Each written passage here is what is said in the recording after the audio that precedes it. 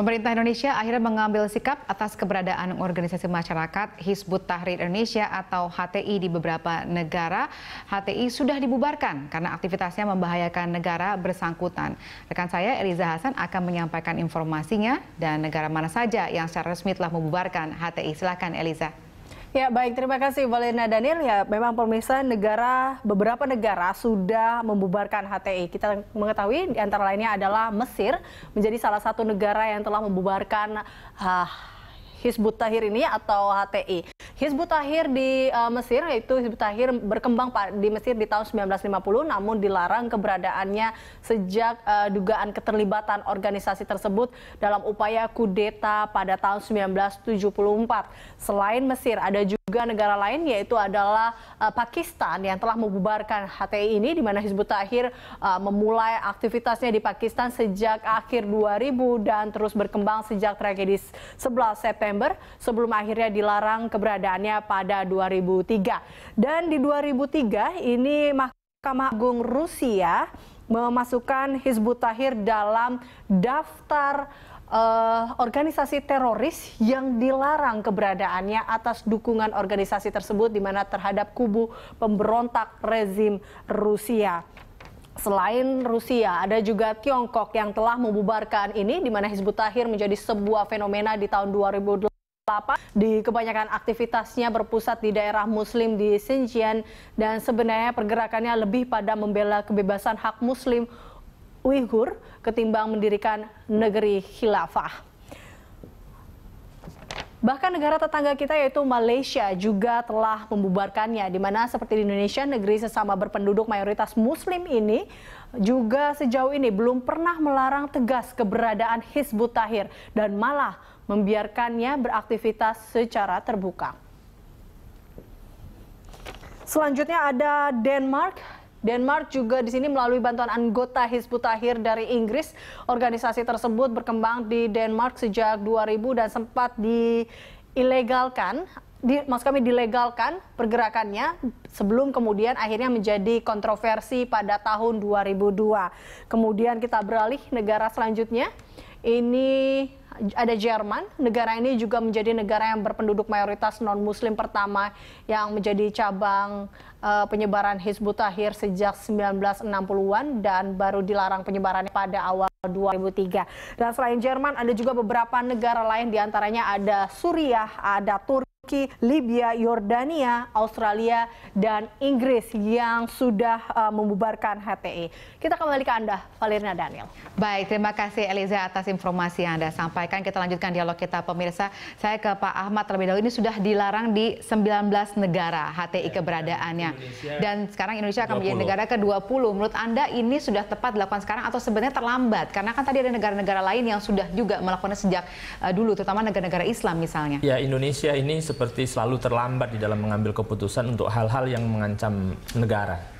Oleh karena itu, Nahdlatul Ulama sebagai salah satu organisasi yang punya komitmen untuk menjaga keutuhan negara kesatuan Republik Indonesia seringkali menyampaikan tentang pentingnya membubarkan semua organisasi yang bertentangan dengan prinsip-prinsip hidup di negara kita, bertentangan dengan Pancasila. Bukan saja HTI yang perlu dibubarkan, kalau ada umpamanya komunis itu juga harus segera dibubarkan, bukan hanya HTI. Ya terlambat kalau dibandingkan negara-negara lain yang sudah 10-15 tahun membubarkan.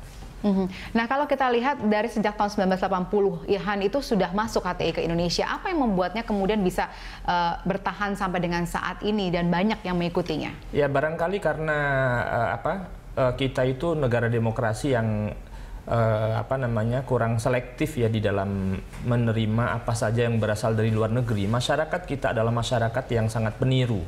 Apa saja yang berasal dari luar negeri itu tanpa seleksi, tanpa pikir panjang mereka ikuti. Ya, padahal di negara-negara lain, terutama di negara asal HTI, Hizbut Tahrir itu sendiri sudah dilarang karena itu memang betul-betul merupakan gerakan politik, bukan gerakan agama.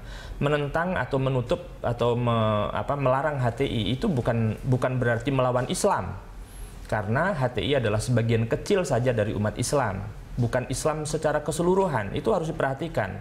Oleh karena itu propaganda HTI di Indonesia yang mengatakan pemerintah menentang Islam itu adalah sesuatu penyesatan yang luar biasa, harus dilawan lagi oleh semua organisasi. Ya, kami Nahdlatul Ulama mendukung pemerintah dan tidak boleh HTI mengatasnamakan Islam karena memang itu adalah sebuah gerakan politik, ya. Gerakan politik yang bisa merusak negara kesatuan Republik Indonesia. Iya, dari jawaban Anda bisakah saya simpulkan bahwa mereka melakukan pola penyebaran dengan membungkusnya dengan kegiatan keagamaan, tapi sebenarnya ada misi politik di dalamnya? Iya, saya kira itu politisasi agama.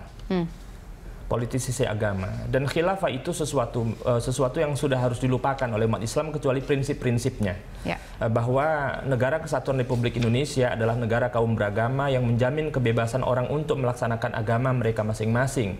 Ya, kemudian banyak sekali hukum-hukum agama yang juga sudah diterapkan di negara kita. Oleh karena itu tidak perlu ada lagi sistem khilafah untuk menggantikan NKRI. Baik, saya ke Pak Nasir. Pak Nasir, kalau dari pemerintah sendiri sudah mengamati tidak sebenarnya pola-pola menyebarkan ajarannya itu seperti apa sih HTI itu selama ini? Ini pengalaman ya, saya lihat dari pengalaman saya di kampus ya. Sering terjadi kegiatan yang dilakukan oleh mereka, penyebarannya itu biasanya dia akan memasuki kelompok-kelompok masyarakat kampus atau mahasiswa. Mahasiswa diadakan kegiatan mungkin yaitu masalah urusan rohis, masalah kumpulan kajian. Tapi pada saat itu dia melakukan kajian itu kondisinya baik, terbuka lah itu. Tapi pada satu saat dia akan menyendiri, itu yang menjadi masalah. Atau kadang-kadang satu kelompok itu dibawa untuk menyendiri dengan yang lainnya. Ini indikasi bermasalah. Dan itu sering terjadi.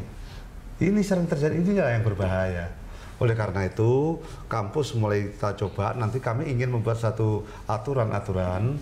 Kalau ada satu kegiatan yang di situ dicurigai, maka rektor bertanggung jawab terhadap kegiatan. Hanya kegiatan keagamaan sajakah yang patut kita curigai? Tidak hanya kegiatan keagamaan, ini muncul fenomena baru. Dulu adalah kegiatan keagamaan, sekarang enggak. Ada bagaimana mengumpulkan anak untuk strategi mencapai IPK tertinggi, IPK 4. Jadi bimbingan belajar lah istilahnya. Ya, belajar. Padahal mereka IPK-nya nggak 4 gitu. Tapi dengan strategi itu. Setelah dia kumpul, ya awalnya itu kegiatan itu ya kira-kira 25%, nah 75% adalah itu. Nah ini yang harus kita waspadai.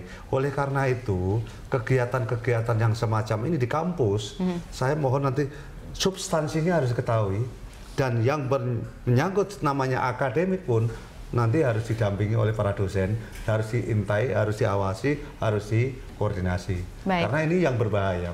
Di mana saja ini kampusnya yang terdeteksi ya, seperti kami ini tidak gerakannya? bisa mengatakan di mana saja ya Mbak ya, tapi yang jelas ini yang kampus-kampus itu banyak yang terjadi semacam itu. Hampir merata di kampus-kampus ya, Indonesia. Merata, cuman besar atau kecil ya, tapi harus kita waspadai.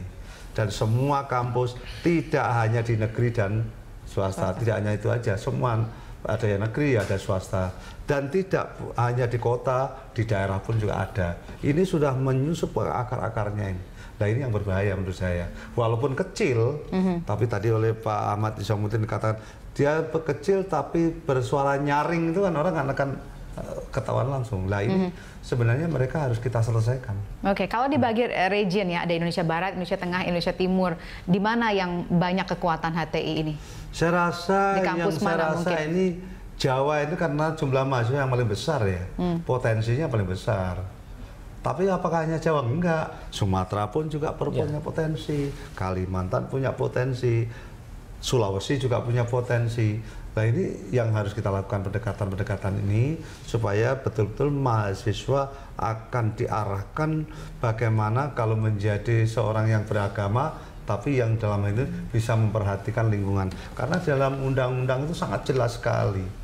Jadi memelihara dengan keutuhan bangsa, menjaga dan memperkuat persatuan dan kesatuan bangsa itu adalah hal yang sangat penting.